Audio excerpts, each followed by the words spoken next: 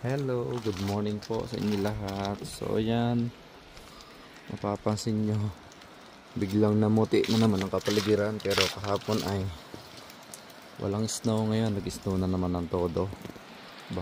Tapos ang lakas pa na hangin. Yan, good morning po sa inyo lahat.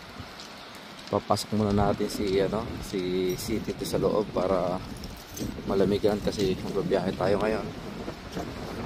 Napakalakas ng hangin and bigla pong nag-snow na naman. Grabe, kala ko tuloy-tuloy na spring pero may snow na naman pala ngayon. So, kailangan nating ipasok dito si City. Pangalan ng sasakyan namin si City. Para ma-heater muna natin kasi may biyahe tayo mamaya. So yung heater natin yan, gagamit natin yung wire na pula. Lakas ng hangin, oh.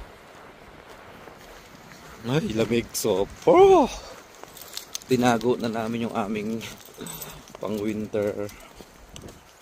Tapos bigla naman snow naman pala. Tapos isang linggong snow ngayon. So yun lang. Maraming salamat po sa nanonood sa video natin. Ayan, ito nyo, snow pa rin pa pala. Ayan, ngayon po ay ano na ang tawag dito, anong date ngayon? April 9 na ngayon, pero kala ko tuloy-tuloy na spring natin. Yung pala ay mag-i-snow pa pala ng buong 2 linggo. Grabe. Tinago na namin yung aming pang snow, pang winter, ang winter season. Kala namin kasi yun, makikita nyo, di ba? Nagbeberde na yung mga damo, nakatunaw na yung mga dating mga kapal na yelo.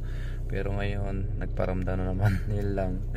Yan, maraming salamat. Bye. Keep safe everyone.